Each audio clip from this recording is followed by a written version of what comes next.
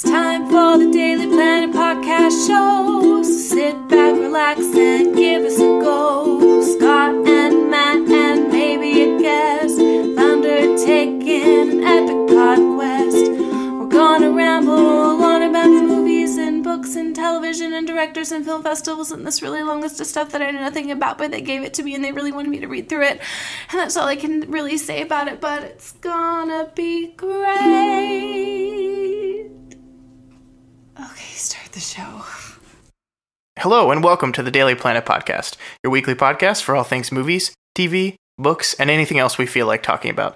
My name is Scott Daly, and I am your host, and I am not joined by my normal co-host this week, Matt Freeman, because Matt is busy prepping for the Worm podcast that we started last week. It's a podcast that's reading chapter by chapter the Worm web serial that's 1.5 million words long, so he's going to be quite busy doing that. But fortunately, this week we do have a special co-host coming in. It's a frequent podcast friend, Michael Grubb. Michael, welcome back to the show. Hey, how's it going? Congrats on your Worm podcast. That's blowing up, huh? Yeah, it's doing really well. We're very, very excited about it. Hopefully, there are some people listening to this that subscribed just because of that, and hopefully you're listening to some of our other stuff too, because we do a lot of fun stuff on here, including this very podcast. That we do. So today, we're gonna talk about some news. We're gonna talk about what we've been watching, and then Michael and I are gonna go in deep on the new film Logan. I know it's a couple weeks out now, but we both got the chance to see it, and we want to dive into it and talk about it. Yeah, there's definitely a lot to talk about with Logan. It's quite a bit different than other superhero movies. Absolutely. I think it's gonna be a really good discussion because you're known as being a guy who doesn't like superhero movies. So that's right. Why if I'm going to talk to anyone about Logan, I would want it to be you. Right. So let's build up the anticipation of what I think of the movie. I'm not going to tell you yet. Yeah, but because we're going to jump right into some news items first.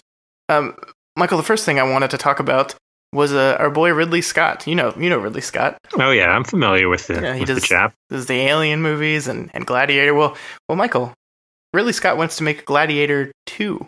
Why the fuck? But it's over. Like, he died. The Gladiator's dead. Right. Yeah. So this news I think came out. Spoilers. Yeah. I think it's okay. It's a 13-year-old movie. Got to be older than that. Yeah, you might be right. I bet it's like 20 years old. Was it the 90s? Really? I don't know. I think it was late 90s. Yeah. It was definitely released when we were in high school. Yeah, you know what? You're right.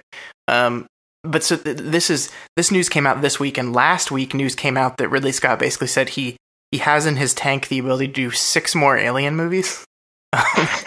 So he's got Alien Covenant coming out in May. Now he wants to do 6 more Alien movies, and now he wants to do a Gladiator movie. I don't know. Is this just like he's just having an end of life crisis thing, and he's just decided I'm just going to make sequels to all my movies?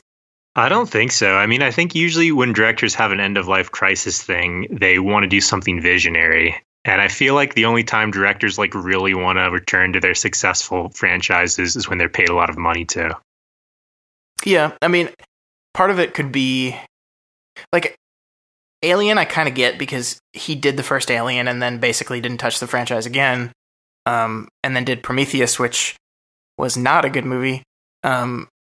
So it kind of makes sense that he'd want to return to the franchise and leave it in a good situation. Gladiator, like, I don't think anyone came to him with the idea to do a Gladiator 2 movie. I think, dude, I don't know. Like, they're just going through all of the old successful movies now, and they're like, hold on, I have a crazy idea. Gladiator was a pretty big hit, right? What if we do another one? So there's actually a funny story around that that got published on birthmoviesdeath.com today. Apparently, there was a Gladiator 2 draft script that went around back in 2005, probably something around then. And it's apparently the most insane script ever written. Because Maximus is dead at the end of the movie, they basically set the stage where it's after his death and he goes into the afterlife, and then the movie ends with him becoming immortal and like fighting in all wars throughout. Holy shit, that actually sounds time. Pretty awesome. That's the only way to do a Gladiator sequel. It's so ridiculous. I was gonna say, like, what are they planning on doing? Are they gonna like have his son or something who also becomes a gladiator? But actually like going to the Roman afterlife and fighting in some weird god battles. Yeah, it's gonna be terrible, but at least it's like continuing the same characters. I don't know. He doesn't really have any like arc. What was his arc anyway? Like he was just kind of like a sad guy who wanted to kill the emperor because he killed his family, right? Yeah, I mean his family died. He wanted revenge. He got revenge, and then died, and that was the end. Yeah, Gladiator's not that great of a movie. If am I going to get in trouble for saying that? I think it's a little overrated, but I think that's valid. I enjoyed it, but yeah, it was kind of flat in places. Yeah. So that's Gladiator 2. I don't know if Ridley Scott. Maybe, can you imagine him doing sequels to other movies? He's out of control, this man. Yeah, I don't know. I don't know if I've seen a movie of his in a while that I've really liked. The Martian was last year, and that's the only Ridley Scott movie I've liked. That was his. In a yeah, long time. That's true. That wasn't really like his vision, though. It was just him like adapting a book. Right. Right. And the book was pretty good. Yeah, he had good source material to work with. So yeah, I don't know. Ridley Scott's best movie, in my opinion, is his first one. So I don't think like he started with Alien and then I think peaked. And we've said this on this podcast many times, but I have no faith in Alien Covenant at all. So if I remember, you don't like Blade Runner, do you? It's not that I don't like it. I just think it's kind of overrated.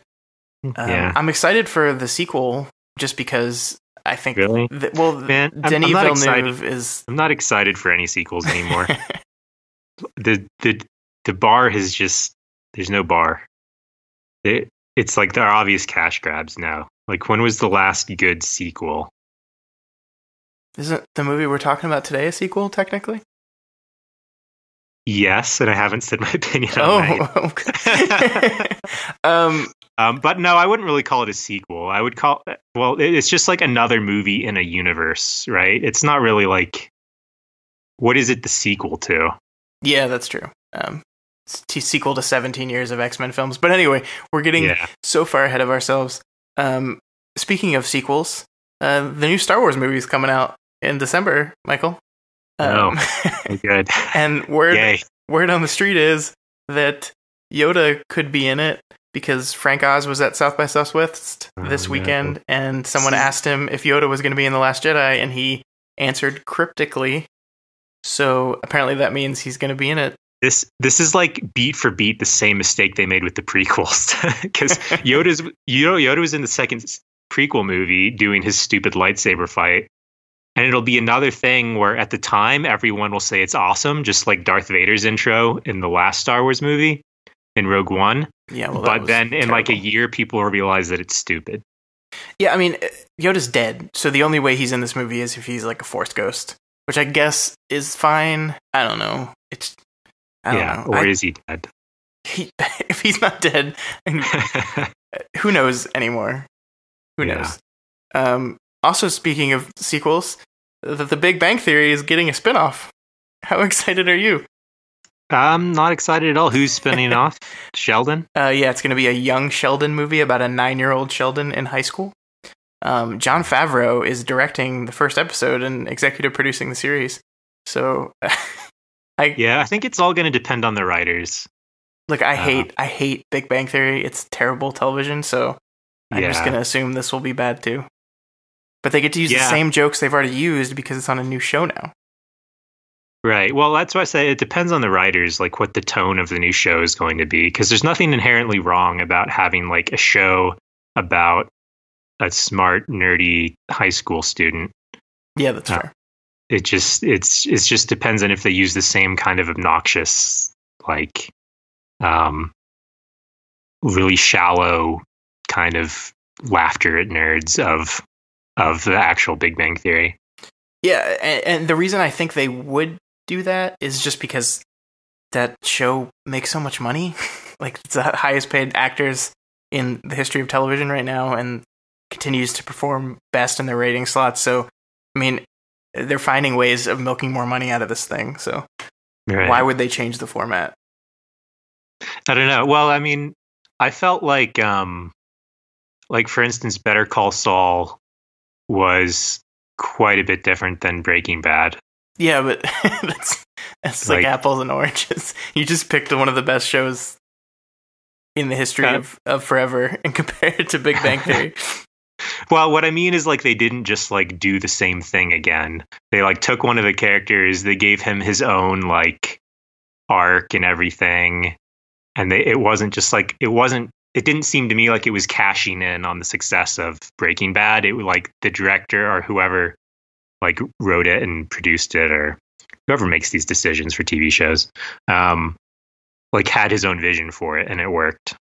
Yeah, I mean, I don't disagree. I love Better Call Saul. So you're right. It's unfair to write something off when we know next to nothing about it. And Jon Favreau is a pretty skilled director too. So I don't know. Yeah.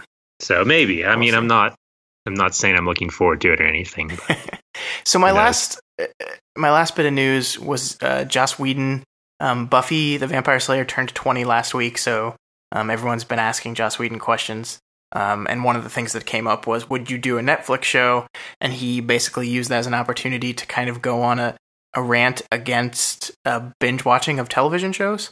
And I kind of wanted to use that as an opportunity to talk to you about if you think binge watching TV, like dropping all episodes of a TV show, is a good model, or do you think it's like damaging how we perceive and intake a narrative?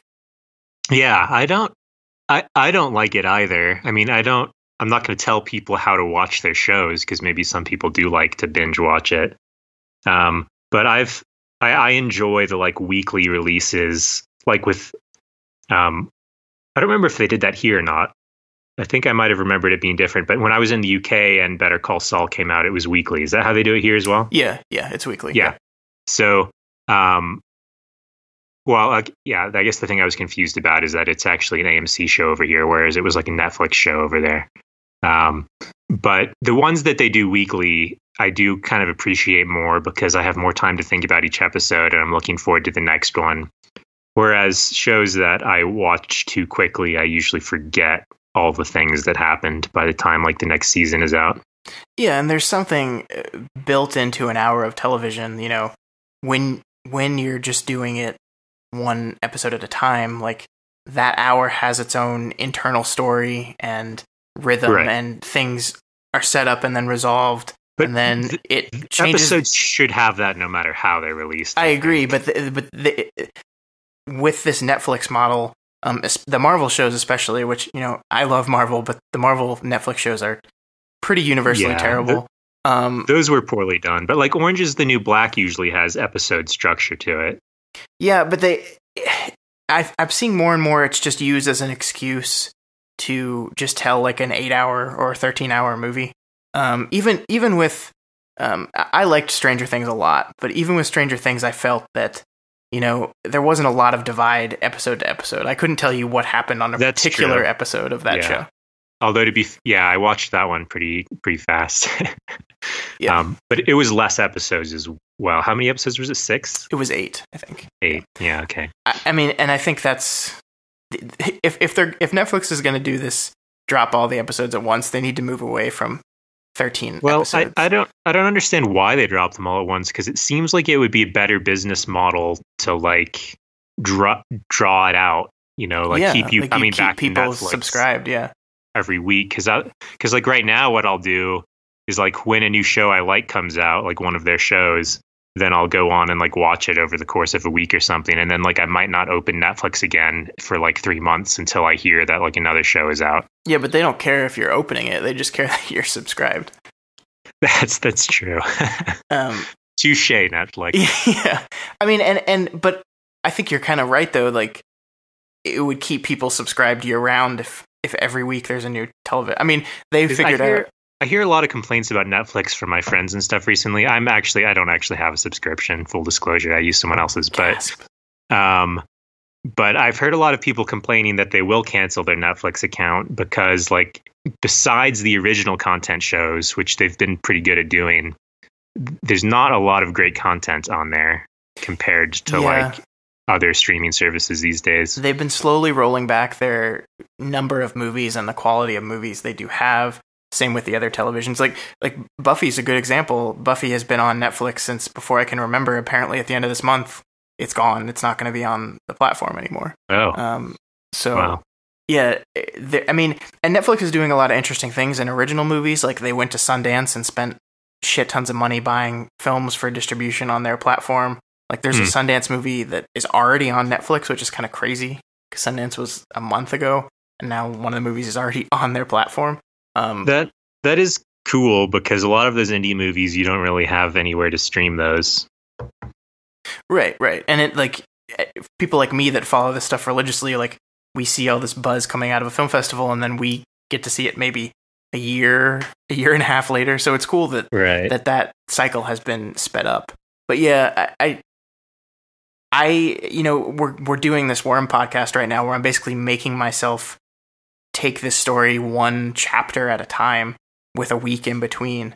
And it has, and we just started, but it has made me able to like sit down and inspect and examine and think about the things that have happened over the course of just that one chapter. And I think it is very much the same way with television. And just the national conversation too. Like there's no such thing as event TV anymore, really, with the exception of Game of Thrones. No one, like, you don't watch a show Sunday night and then go talk about it on Monday. Yeah, that's kind of true. I feel like this has bled into other aspects of my life as well. Because I remember when I was younger, like when I'd read a book, I could read like a chapter a night and draw it out. But for some reason now, whenever I read a book, I just kind of like read it in 2 days. Yeah, and are we just being trained to like to complete stuff now, or what? I don't know. Yeah, and that's, I mean, Whedon, I have his quote right here.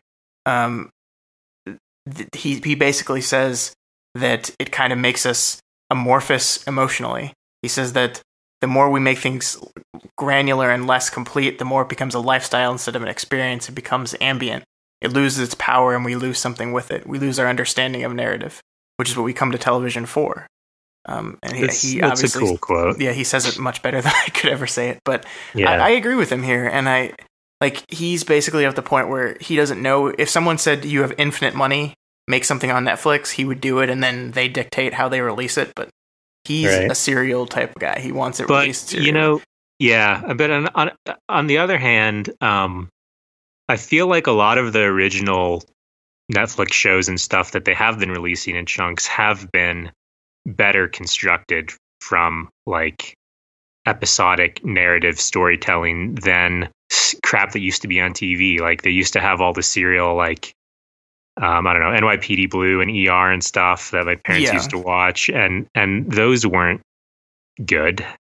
Like, you know, they weren't really that creatively interesting.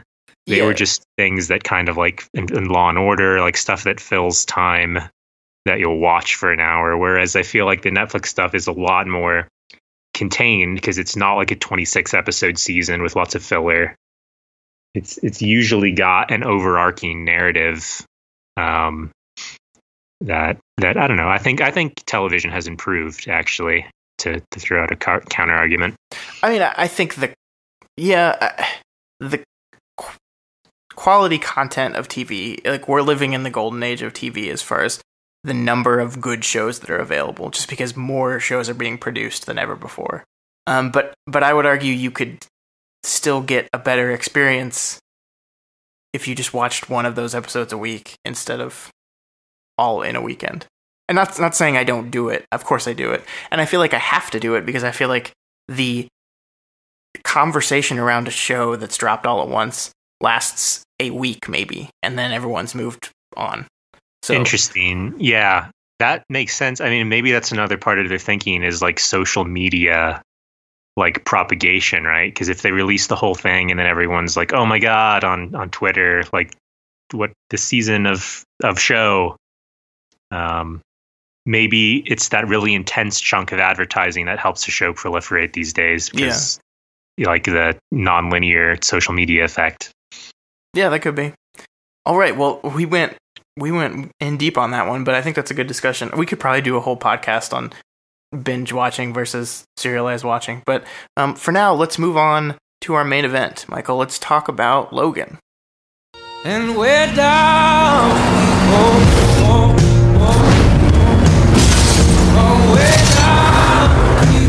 She's like you. Very much like you. I am not whatever it is you think I am. She needs our help.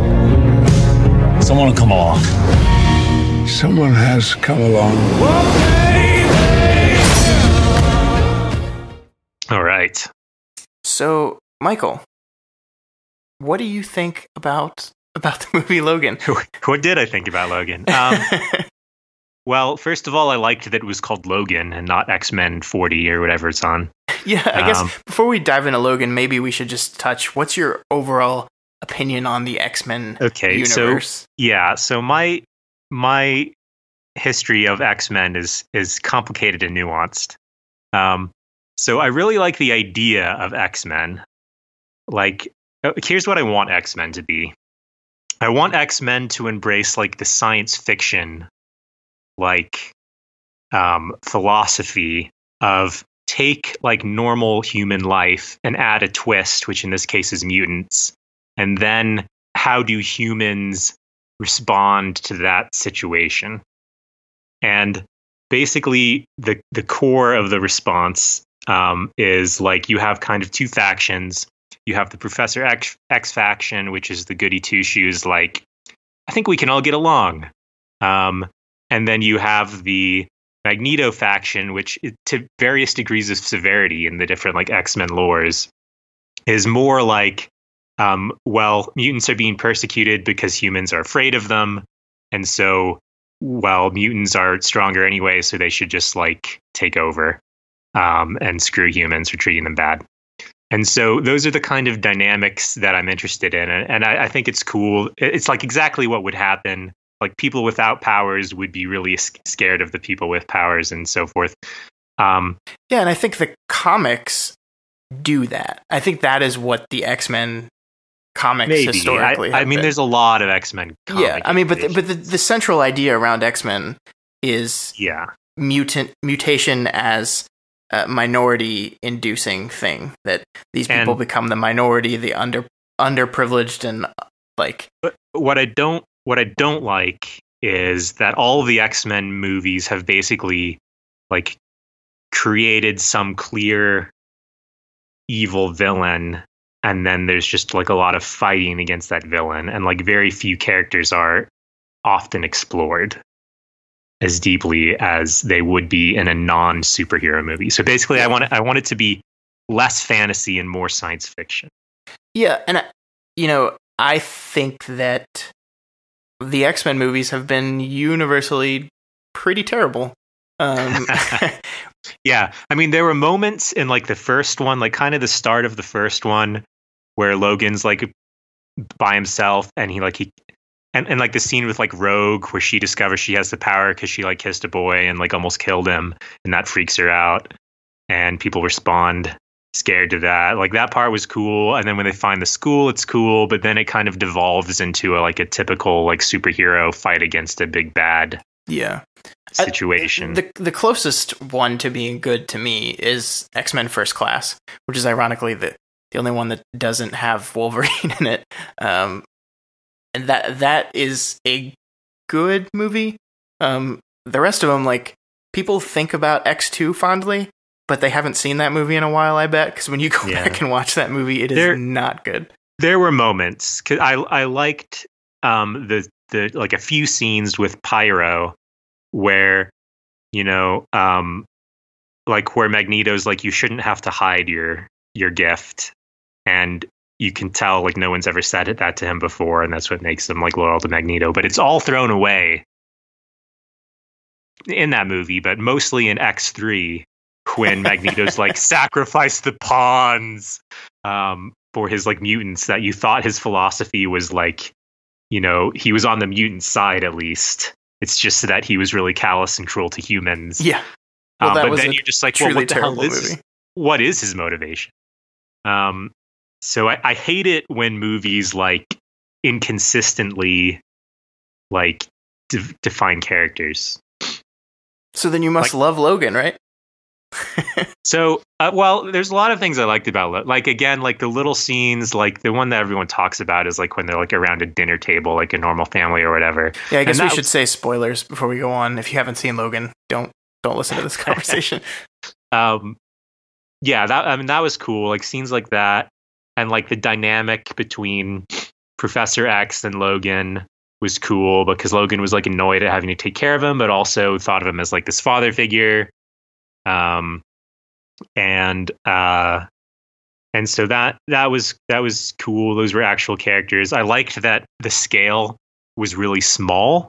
I hate it when the stakes of a movie get so large that they're impersonal. Like a whole city is going to be destroyed, or like the world's going to be destroyed. Like it sort of contrarily to like what you might think. Like that makes me care less because I can't like empathize with world or city, but I can empathize with like a character or like what's going to happen to like one or two characters. So the stakes were a lot more personal here because it was just like his daughter, spoilers, who was going to get like kidnapped and I guess executed by this corporation, but I don't know why they were taking them prisoner if they were going to execute them.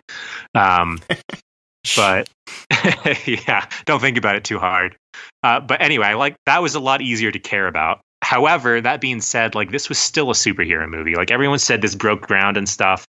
And like the only way it did that was by having like smaller stakes and actual characters. But there was still like a large portion of the movie was just like people with claws, like punching people in the head and shredding them up and stuff. Yeah. And I think, I really liked this movie a lot. I think this is the best X-Men movie by a mile.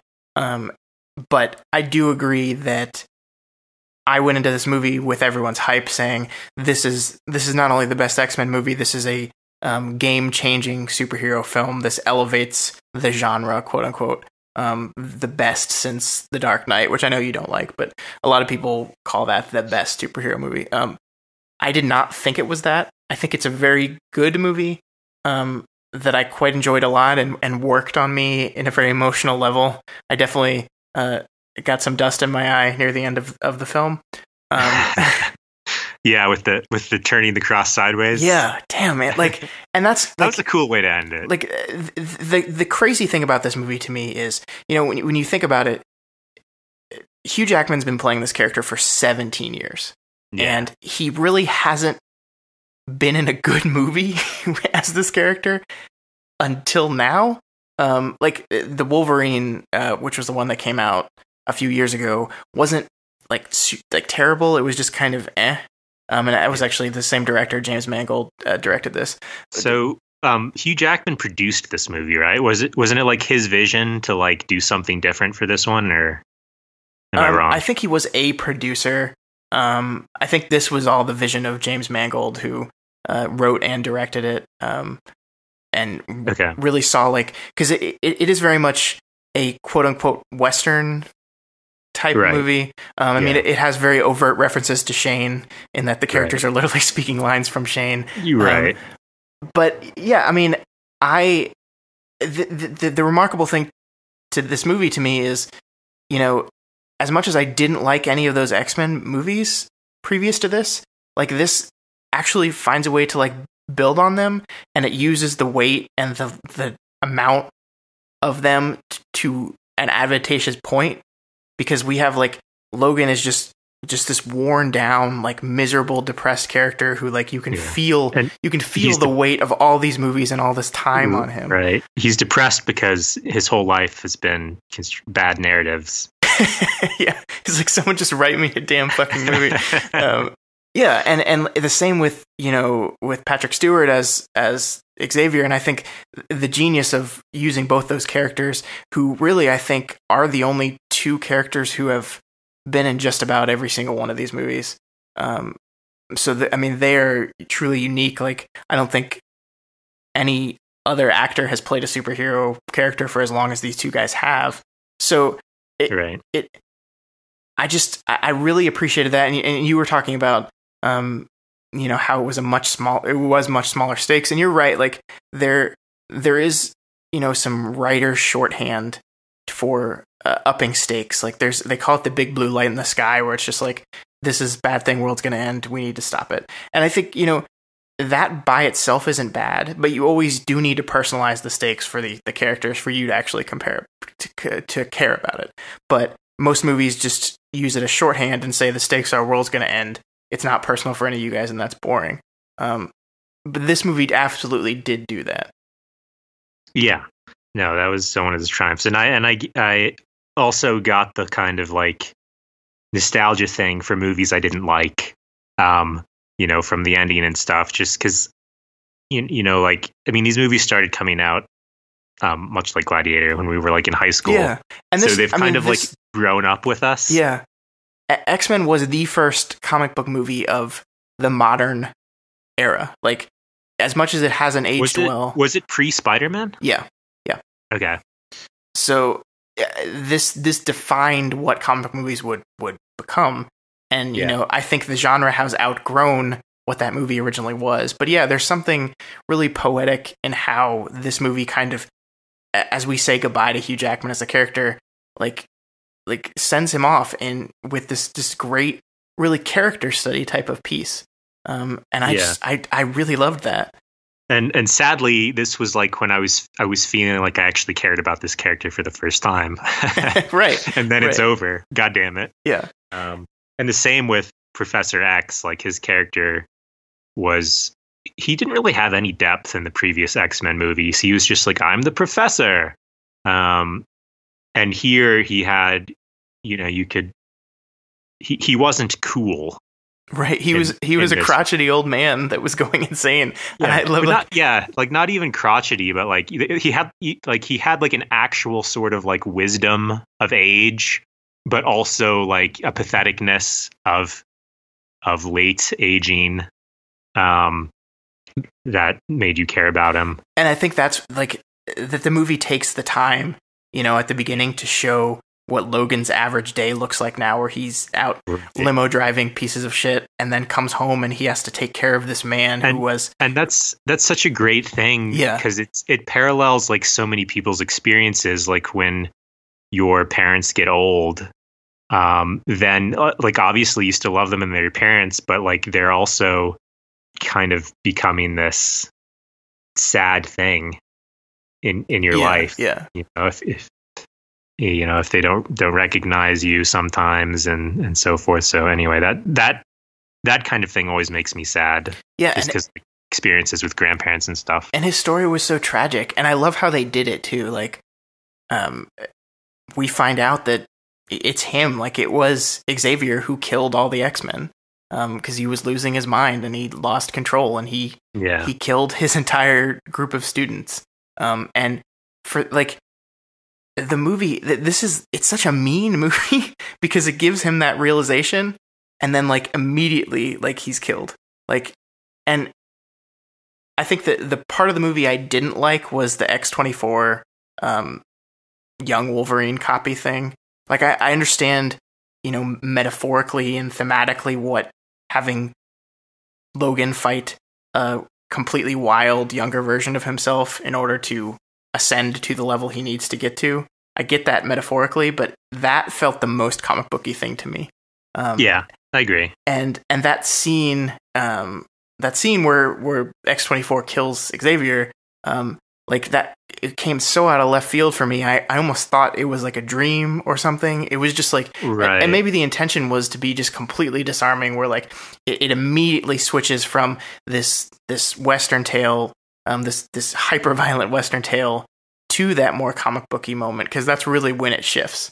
And maybe that was intentional or not, but yeah, I mean, when I first saw it, I like was confused because I thought Wolverine was actually killing him. Right. And so like, yeah, it kind of like that wasn't the climax of that scene. Like it because then the girl's getting kidnapped and stuff, and that's what you're focusing on. So like maybe there wasn't enough emphasis on his death, but maybe that was also kind of how they wanted to do it. Well, he got his last breaths moment, as everyone in movies does, because that's how it works. But I don't know. It just like the whole X-24 thing. And again, I get it thematically. It's just like in a movie that's trying to be this grounded, that felt silly. Because they could have, without X-24,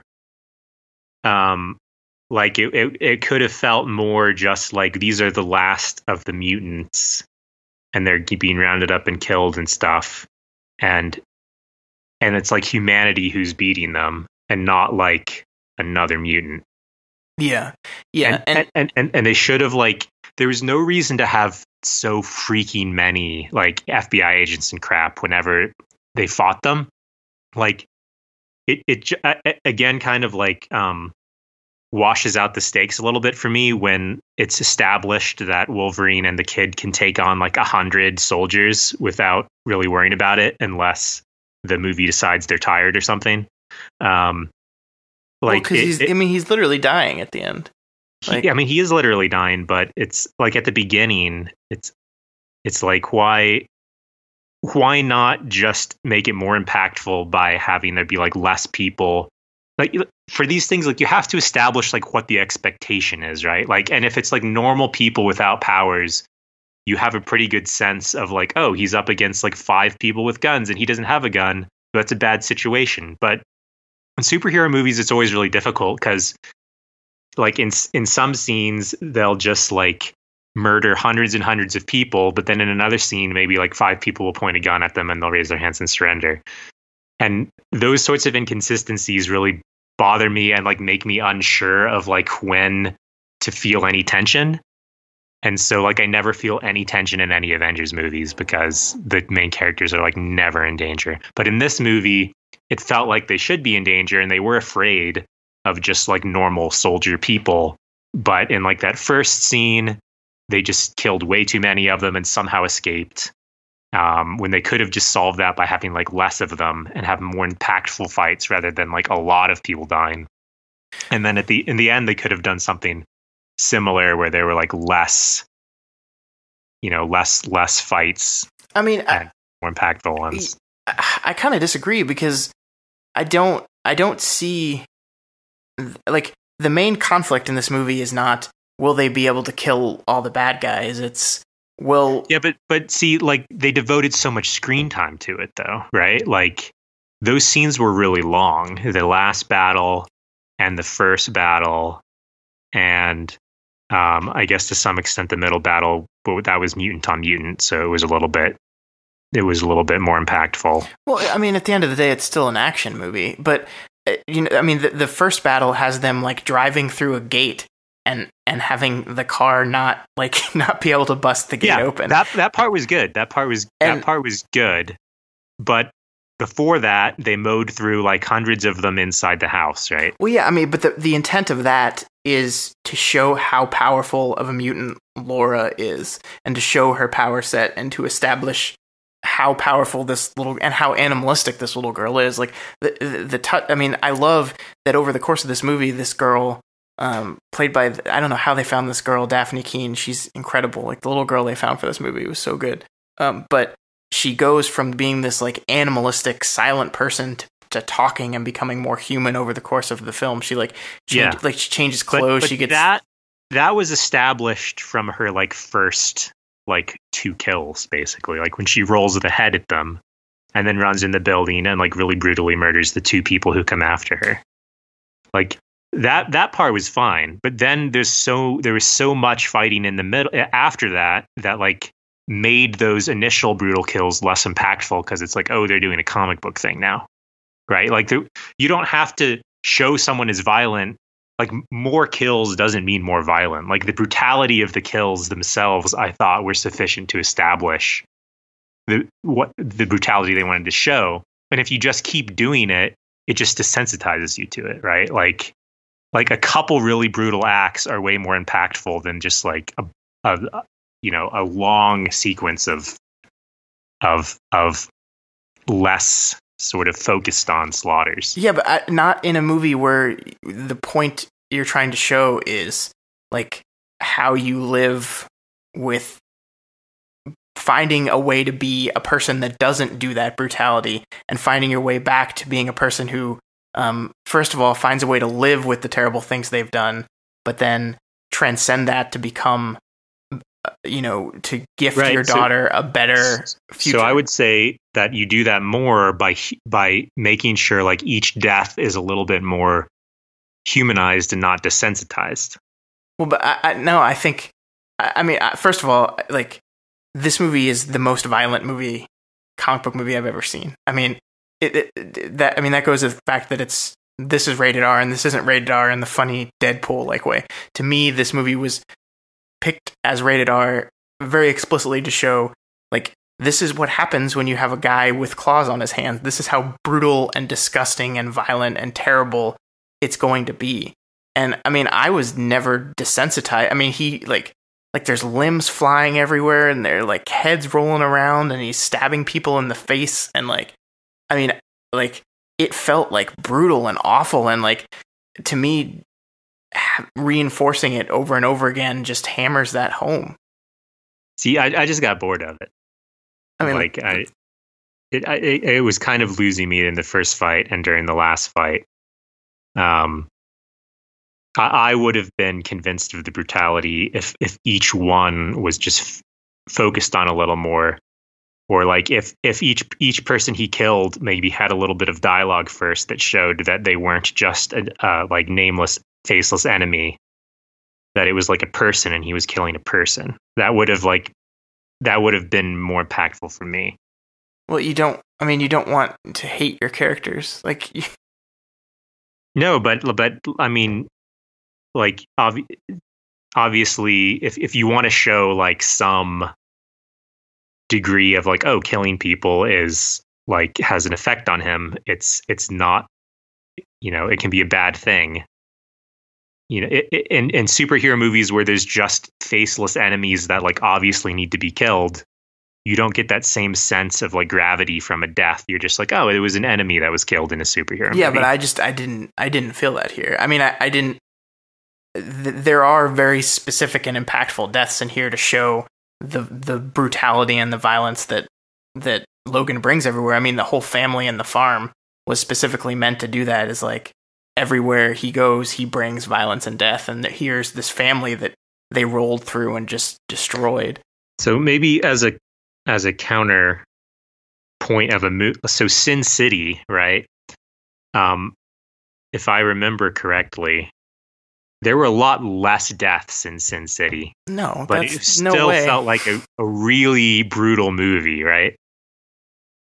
Because the deaths they did have was like, people's heads getting crushed and so forth. I mean, there's a lot of death in Sin City. Like that, so many people die in that movie. Is there? Yeah, like the big Marv guy kills like dozens of people on his way to getting revenge for Goldie. Well, those aren't the ones I remember, so maybe that's my point. Is that it all just blurs together? I hate watching really long action scenes. I like to be like afraid for the characters, or to be like, oh shit, that's can't believe the character did that, or stuff like that. I get bored when it's just like, how am I going to kill these next 5 people? Yeah, and I get that, and I think that's not a wrong thing. I just think I like it when the action is tied into what the film's trying to say. And you talked about the end. I mean, the end scene where he's basically, by drinking the potion, he like, for one brief moment, by coming back and saving her, he becomes the Wolverine that Laura had read about in these comics. Like, he becomes that person that she thought he was, and like embracing himself right before he dies. And he's passing that gift onto her, like, you don't have to be this person. I am this person. I will always be this person, but you don't have to be this person. And like, I just like it's necessary for him to just like steamroll through those guys in order to show that. But I don't see how he's showing like, you don't have to be this person. Like, clearly someone had to be this person. Like, I don't get that whole like, let me kill all these people so you don't have to, like, meme in movies. Well, that's what he says to her at the end, is like don't be who they made you. Like, that's Wolverine is battling between who he is as a person and who he was created to be. Like, that's where the whole inner conflict with him is. The adamantium in his body is literally killing him. Right. So, which is a cool way to do it, I think. Yeah. And so which is kind of weird. Does that mean the adamantium in her is going to kill her eventually? Whatever. Don't think about it. But short answer, it is. Yeah. But so, I mean, like, and that's where I think, like, one of my favorite moments in the movie is how they use the idea of X-Men comics in the film being a real thing.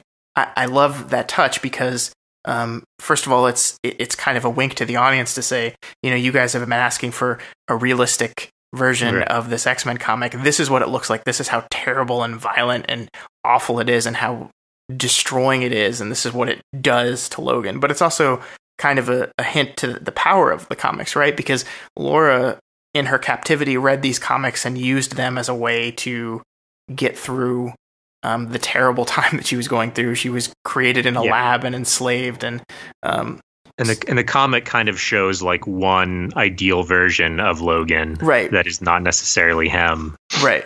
But I think that's what that moment in the end is him becoming that version again, even so briefly, for her, and then sacrificing himself, so that she doesn't have to do that. And that's another point I want to get into later, but we'll wrap this up first. Yeah, I don't get the whole like Jesus, I died for your sins situation, so you didn't have to. Well, that's I mean, if you don't, it's like the most fundamental story in all of narrative. Yeah, it just doesn't sit right with me. So that's actually, I was having a conversation with a friend, and I think in the current comic book universe, X-23 Laura has become like the new quote unquote Wolverine.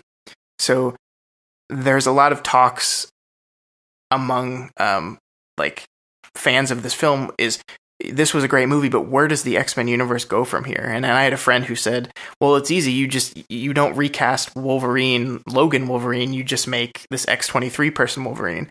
And as my interpretation of the film was kind of shocked that he said that, because like, to me, her like becoming quote unquote Wolverine would go against everything that he did for her in the course of this movie. And I just want to get an idea of what your opinion on that was. Yeah, I don't know. I think this was clearly supposed to be an end. Yeah. But I also know that they will continue to make X-Men movies. Well, yeah, I mean, there's one coming out in a couple of years that's going to be the Phoenix Saga thing. So yeah, but see, they've got the whole like First Class franchise thing going on now. So I feel like this first iteration was already rebooted. So this one's just hopefully going to end. Yeah, and I think this needs to be the end, in my opinion. Like, this was a perfect way to end. Logan died, Xavier died again, because he's died like 5 times. But I do hope they decide to make more like personal movies about specific characters in the future, not Logan and Professor X again, but whatever mutant they want to focus on. Like, there's no like more is better like mentality here. It's like it seems like they're just like, oh, we'll have all of these X-Men in this movie, and won't that be cool? And like, the more characters you have, the less you care about them. Which, another reason I hate the Avengers is I feel, I know you don't feel like this, but that they have, because they have like 6 or whatever main characters, that none of them are the main character, and I don't really care about any of them. So I prefer to have a movie about a specific few characters and their interactions, rather than a whole bunch of kind of like disconnected plot threads ongoing between movies.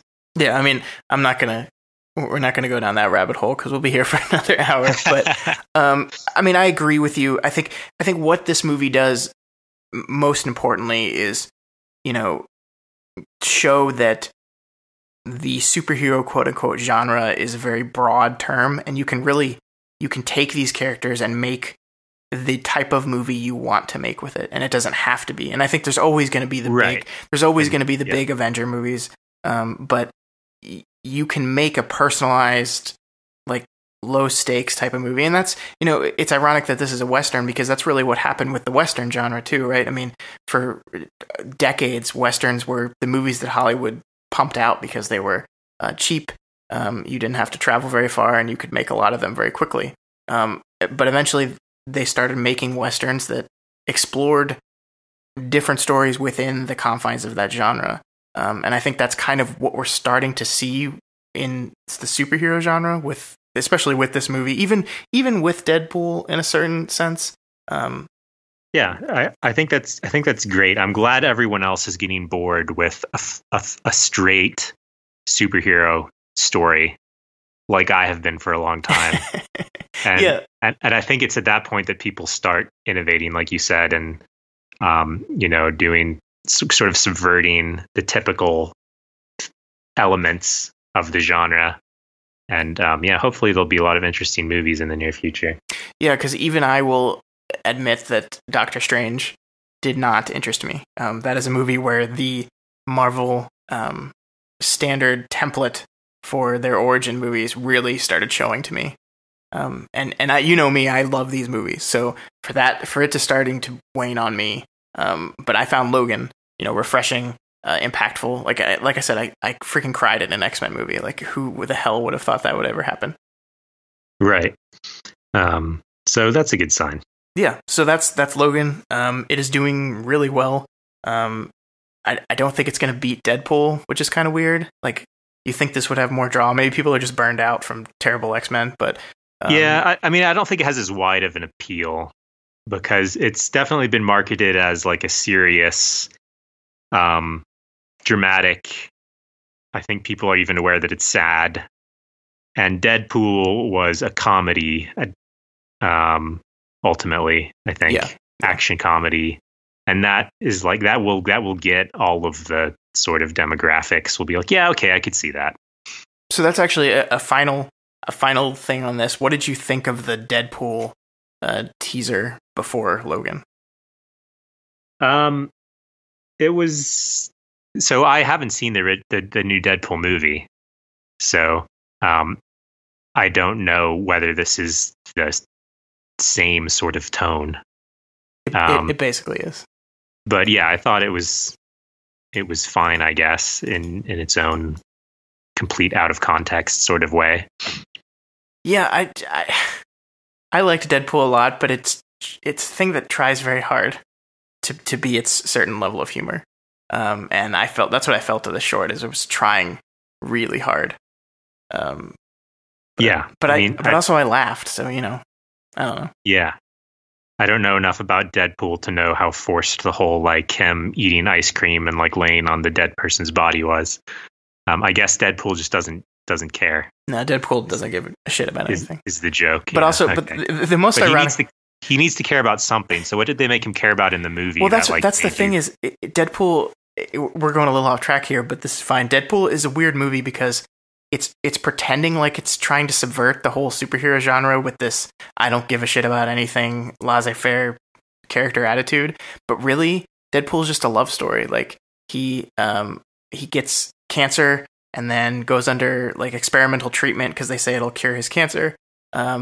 It does, but it also gives him his mutant powers and like horribly disfigures his face. So he just goes on this revenge mission to find the guy that did it to him, and because the guy said he would have a cure. So he could go back to his wife. And why would you get revenge on the guy who cured your cancer? Well, because he also like horribly disfigured him and tortured him for months and months. Because the way they released the suppressed mutant genes was basically horribly torture these guys forever until they died. So they either died or a latent mutant gene got exposed. I guess you had to have seen it. Yeah, but it's a very standard like love story type thing. It's like he's just trying to save the girl, and it's funny because like, as much as it is ridiculous humor, like anytime you see Ryan Reynolds just being Ryan Reynolds, it's also just a very standard romantic comedy type movie. Right. Yeah. I mean, the thing about the Deadpool character to me is like, it's very cartoonish, and I want superhero movies to become less cartoonish. So that's why it didn't really appeal to me. Yeah, that's fine. That's fair. When it came out. I will say that the Deadpool crowd on the Thursday night it released was the most obnoxious movie-going crowd I've ever sat next to. So that maybe colored my experience of it a little bit. Oh, you mean when you saw the movie or when you saw the trailer? The movie, yeah. Oh, okay. The Logan crowd was pretty good. But yeah, the Deadpool people were so annoying. Did you go opening night for Logan as well? Yeah. Actually went late opening night. It was like a 10 o'clock movie, this is not a short movie, so it was a late night. Right. Cool. Yeah, it's always fun to go to the like opening night stuff with the fans. Just like really getting into it and helps you get excited about it. But it also makes it more of a letdown when the movie's shit. Well, fortunately, this movie wasn't shit. No matter what you say, I liked Logan quite a lot. No, I don't think Logan was shit either. I think I'm in a similar boat to you where I thought it was good. I appreciate that they're trying new things and that these new things are working, but I don't feel like it like transcended the superhero genre. It was still very much a superhero movie. Okay, well that's Logan. It's out now. If you haven't seen it, we just spoiled the entire movie for you, so sorry. But let's wrap this up with what we've been watching. So, Michael, what have you been watching or viewing or listening to or what have you? Recently, I've been watching Santa Clarita Drive, or Life, or Diet. Yeah, Diet. Yeah, you got third time's a charm. Santa Clarita Diet on Netflix, which is a 10-episode series of, I think they're just 30 minutes each, of kind of like a comedy family where the mom gets turned into a zombie and has to kill and eat people, and hijinks ensue. So do you like it? Well, I don't know. It kept me interested enough to watch the whole thing. And I think I see a lot of potential in it, but I think it kind of like ruins itself at a lot of points. Like it's going for this very corny sort of humor and maybe sort of like a Joss Whedon-esque, like snappy dialogue at times, that in a similar way to Joss Whedon dialogue for me, like kind of maybe it's the point, but like it pulls me out of like the world. It makes me really aware like I'm watching a show. Does Joss Whedon do that for you? No. Like in Buffy, for instance, like everyone really goes on about like the snappy Buffy dialogue. And for me, it makes me really aware I'm watching a show, but not necessarily in a bad way, like kind of in like a Quentin Tarantino way, where I'm always typically aware I'm watching a Quentin Tarantino movie, but he's kind of deconstructing it in a way that it's still interesting. Yeah, I could see that. I don't agree, but I see what you're saying. Anyway, I found that to be kind of the case for this, and at some points I wasn't like sure whether I was watching people act badly or just like doing this like forced snappy dialogue thing. Well, like that's interesting because I've seen it too, and I think Timothy Olyphant, who plays the husband, is continue. He's my favorite character. I like, and you're right. I mean, he like his dialogue borders on absurdity at times, like how he reacts to things and his expressions and how he reads the lines, kind of get into absurd territory. But it just really works for me. And the same for the kid, the teenage boy. I found him hilarious too. Like that was really good. At first, I was really annoyed that character existed. The like squeaky voiced, like nerd neighbor character who they were going to use as like a plot device to like do anything science related. But he definitely was more than just the trope, and I actually found him really funny and endearing. Yeah. And so I don't know. I mean, you're absolutely right. It's a weirdly quick watch because they're just half hour. And it's ironic we talked about how binge watching is bad, and I binge watched the shit out of this. But it goes very quickly because they're half hour episodes. I thought it was funny enough. I think it got picked up for a second season. I don't know how. I think the narrative was tight enough that it worked. Like each episode, like a new like thing happened that made it like more dangerous for them, or whatever the current escalation was. But yeah, like Drew Barrymore's character, I know is like supposed to be changed when she becomes a zombie, but like it was sometimes that was a little much, a lot to take. She's my least favorite part of the show, believe it or not. Yeah, and definitely. That's very surprising because I usually like Drew Barrymore, and I just for whatever reason the way she was doing the performance just didn't work for me. Because it seemed like she didn't care when she made the situations bad. Yeah. And you just cared about her husband, Timothy Olyphant's character, who was reacting in a more human way, but in sometimes also an absurd cartoonish way. But at least he was like, perturbed by the things that were going on. Yeah. Yeah. Whereas I think it was a mistake to make it where like once you become a zombie, you don't care about things anymore. So I think that was a mistake. But like the neighbor kid and the daughter and everything, and it mostly is working well, I think, as a sort of mostly like comedy. I think it's like 100% comedy. Santa Clarita Diet, mostly comedy. Yeah, I wasn't sure. I mean, like clearly, it's going for like dark comedy, but it doesn't really have like the normal elements of a dark comedy. It's not like an In Bruges dark comedy where it's dark because there's like serious shit going on to contrast the comedy. It's kind of desensitized you to the serious shit. Like it was kind of funny when they murdered the neighbor. Spoilers. No. Like it's more funny when they kill people than there's not really anything serious they're contrasting it against, I guess. Yeah, I don't know if you've ever seen Pushing Up Daisies. It's kind of similar to that vein, that comedy type, where it's dealing with kind of dark things, but in a lighthearted, funny way. Right. And eventually I usually get tired of that stuff. Like in order for comedy to keep going, it needs to have sort of like some heartfelt moments thrown in, to contrast against the kind of absurdity of the comedy style. Yeah. And that's what makes me wonder how, it's got picked up for another season. How much further can we go with this thing, right? Right. Because like even like the cliffhanger ending, like I wasn't really concerned. That didn't land on me at all. Like I'm not even quite sure what they were trying to say with it. I just don't think they realized like the level of tone they had set, because it was just kind of like humorous when they carted off Timothy Olyphant to like the mental facility. Like you're not like, oh, how's he going to get out of this one? Yeah, it's just like a sitcom type thing more than this is dramatic. Exactly, yeah. And so yeah, there's that. And I don't know what they were going for with like the doctor lady. Like they kind of in the first episode, like for some reason, kind of had music and stuff that maybe like she wasn't what she seemed. But mostly she's just kind of been helpful. Right. Yeah. I don't know. I guess we'll see when it comes back, whenever that, I don't know when they're going to come back, but it did get. Yeah. Renewed, I just felt like that should have resolved itself within the season arc.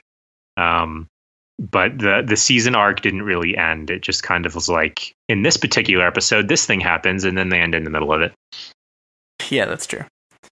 All right. Well, I saw Kong Skull Island. I'm sorry. Okay. So I wrote a review about this today. This is not a good movie, but I thought it was fun. Okay. Because there's never been a good Kong movie. Sorry. I mean, I haven't seen the original. That's not true. Have you seen the original King Kong? Yeah, it's great. Is it really? Yeah.